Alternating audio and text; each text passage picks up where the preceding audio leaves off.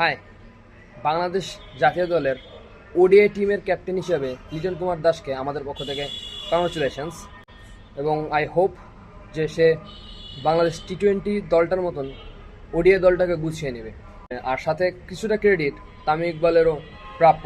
মানে ইন্ডিভিজুয়াল প্লেয়ারের কথা না ভেবে বা প্লেয়ারের সাথে সম্পর্ক না কল্পনা করে বা বিবেচনায় নিয়ে দেশকে, দেশের টিমকে বড় করে দেখার জন্য তামিম ইকবাল একটা ধন্যবাদ পাওয়ার যোগ্য। আর যদি আপনি কল্পনা করেন, এই জিনিসটা আজকে থেকে না, এই জিনিসটা ওডিআই ক্যাপ্টেন হওয়ার কথা আমি অনেক আগে থেকেই আমরা আমাদের চ্যানেলে বলে আসছি।